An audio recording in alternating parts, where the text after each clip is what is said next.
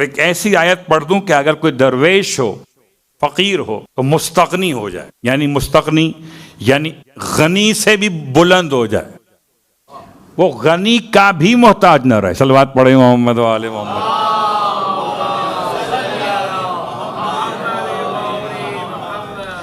ایسی کون سی آیت ہے؟ اور یہ آیت آپ کی خدمت میں سورہ مبارکہ بنی اسرائیل میں ہے۔ سورہ مبارکہ بنی اسرائیل کی آیات کی تعداد کل 111 ہے، اور آخری آیت یعنی 111 نمبر کی آیت ہے۔ اگر اس آیت کو انسان تلاوت کرے کسی وقت میں بھی، قل اتخذ اللہ، حبیب کہیے اپنے رب کی شان کو بیان کرتے ہوئے خدا کی حمد کے ساتھ کہ لم یتخذ ولدا ولم یکن لہ شریک فی الملک ولم یکن لہ ولی من الذل وکبرہ تکبیرا۔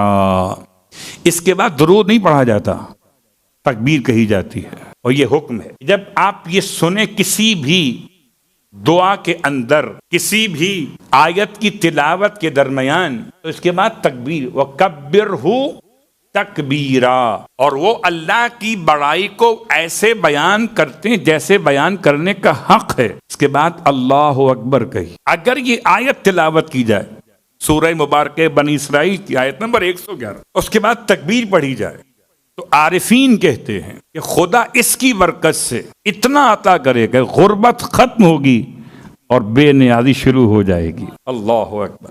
اور کمال یہ ہے کہ اس میں کوئی فیگر نہیں ہے کہ 100 مرتبہ پڑھو یا 1000 مرتبہ پڑھو، مگر ہمارے یہاں تو جب تک آپ کو بتائیں نہیں تب تک آپ کا اطمینان نہیں ہوتا، تو یا تو اتنا پڑھ لیجئے جتنی پریشانی ہے، اور اگر اس کا فیصلہ آپ نہ کر سکیں تو جو نمبر آیت کا ہے، صلوات پڑھیں محمد و آل محمد۔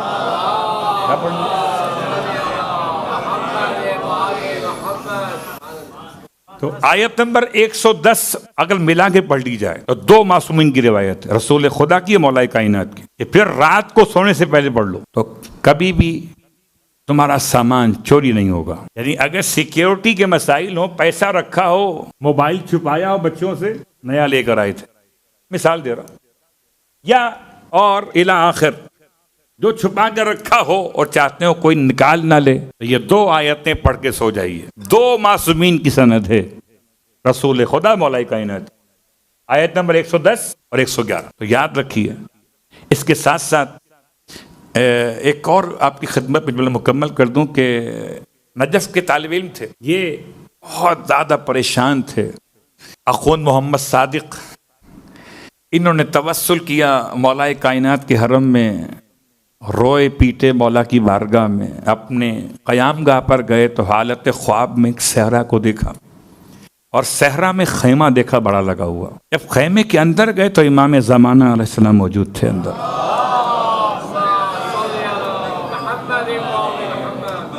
اب امام کے پاس ہمارے اور آپ کے لیے کیا الفاظ ہوں گے؟ اگر فرض کر لیں ہم اور آپ میں سے کوئی جائے اگر امام سے مل لیں تو کیا مسئلہ بیان کریں گے؟ یہی نا، مولا نوکری کا مسئلہ ہے، مولا کاروبار کا مسئلہ ہے، مولا مکان کا مسئلہ ہے، مولا دکان تو کھولنی چل نہیں رہی ہے ہمارے پاس، اس کے علاوہ مولا کس سے بات کرنے کی اور کون سی بات؟ میں بات کر رہا ہوں اپنے جیسوں کی۔ آپ تو بہت بلند ہیں، صلوات پڑھیں محمد و آل محمد۔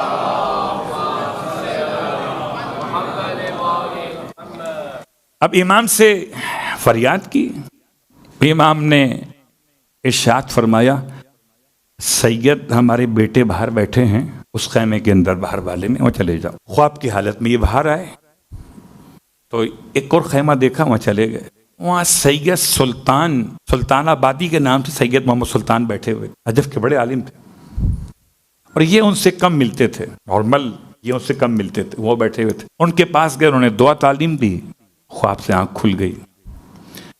اب یہ گئے خود سید سے ملنے، فزیکل اٹھنے کے بعد بالکل وہی منظر تھا جو خواب میں دیکھا تھا، سید بیٹھے تھے، اور جیسے ہی جا کے سلام کیا وہ مسکرائے۔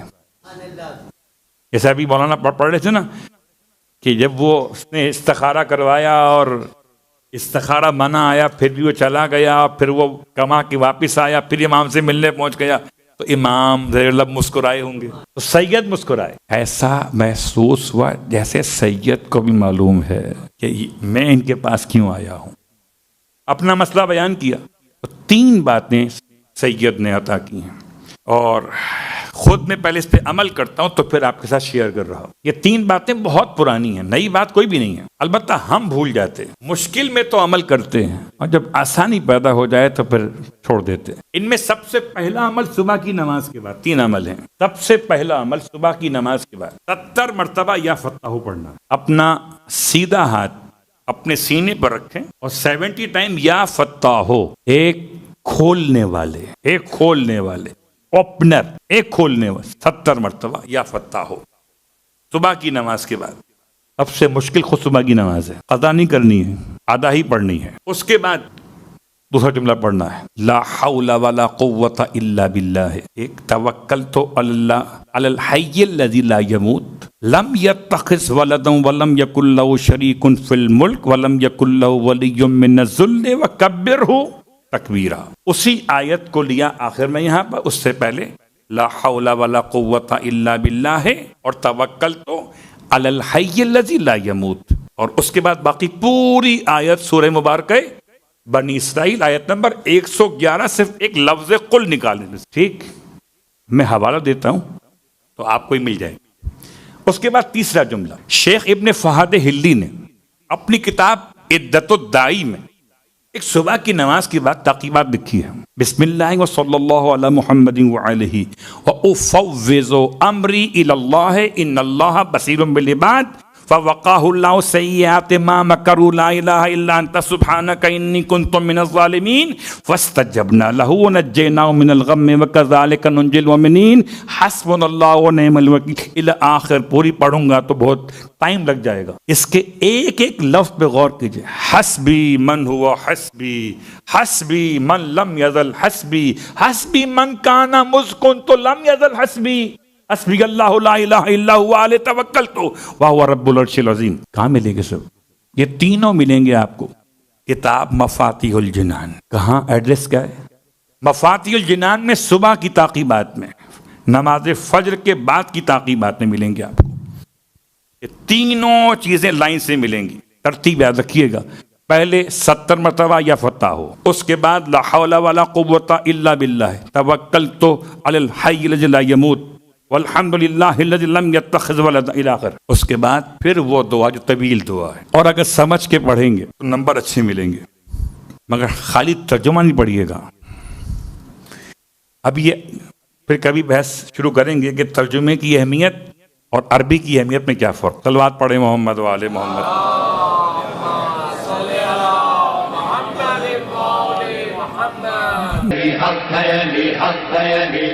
جدھر حق ہے ادھر مولا، جدھر حق ہے ادھر مولا، جدھر مولا ادھر حق ہے.